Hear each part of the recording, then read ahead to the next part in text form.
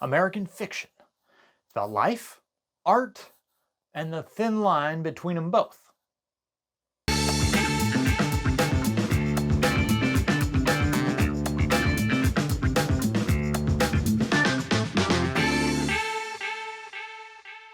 Books change people's lives. Has something I've written never changed your life? Absolutely. Absolutely. My dining room table was wobbly as hell. Oh my God. Before your last book came out. It was like perfect. I'm telling Take you. me back to Logan, please. Logan cannot help you, Monk. Oh my. Hello, Paula. Arthur, so wonderful to hear from you. I hope that you are with the man of the hour. I am indeed. He's right here next to me. Mr. Lee? Yeah, this is he. Oh, really?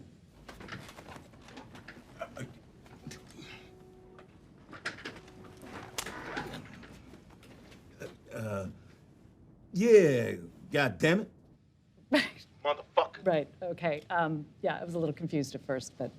American fiction is about a black writer, Thelonious Ellison, whose literary excellence is undeniable, but there's only one problem. He's not selling any books. At a conference, he happens upon another writer during a Q&A session he listens in on, and as this black female author reads an excerpt from her well-received novel, the passage she chooses to share with the crowd is full of black stereotypical language, which Thelonious is appalled and disgusted by. After visiting a local bookstore in the area, he noticed his published novels are buried in the African American Studies section of the store, and that the book that was being honored at the conference had a full-on display for itself. Thelonious decides to pander to the masses by writing a novel full of the same black stereotypes.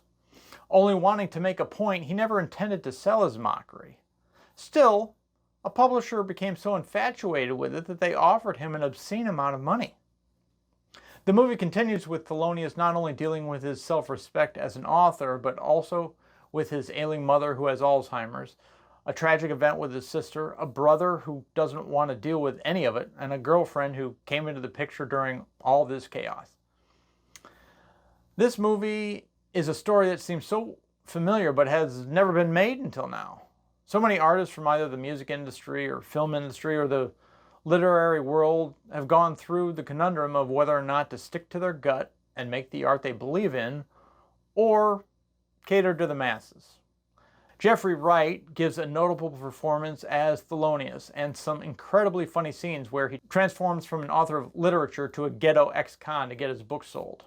It's a true testament to his comedic abilities, but there are plenty of scenes in here that make it a dramatic piece as well.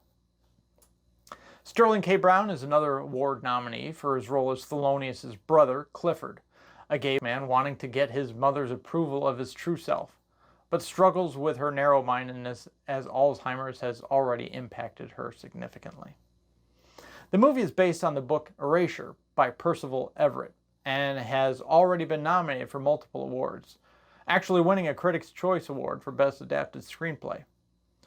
Something I learned from this film is that if you're an aspiring fiction writer and your characters have no flaws, you may be too judgmental in your real life. This is where art imitates life, and it couldn't be more true in my opinion. Perfect people are boring and frankly unrealistic.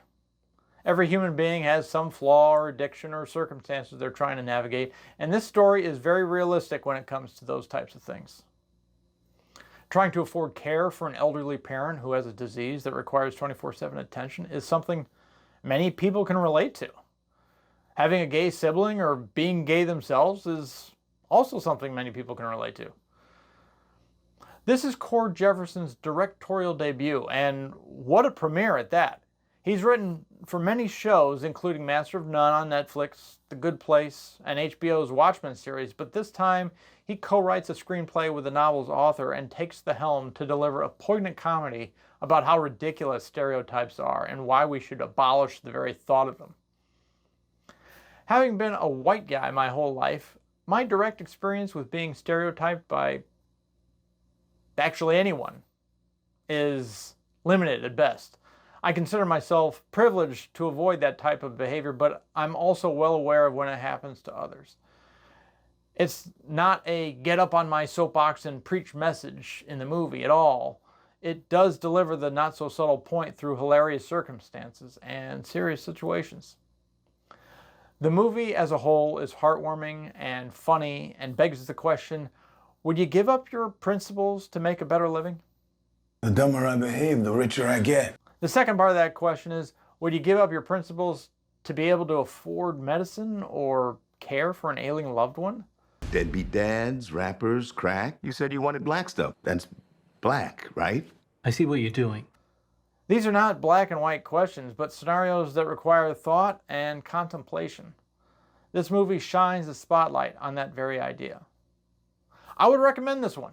It's thought-provoking and completely original, and I'm stunned that this wasn't made 20 years ago. Before you go, please like and subscribe to my channel. It doesn't cost you anything and would really help me grow this thing faster. Be kind to each other out there. Is this based on your actual life? Yeah, you think some bitch-ass college boy can come up with that shit? No, I don't.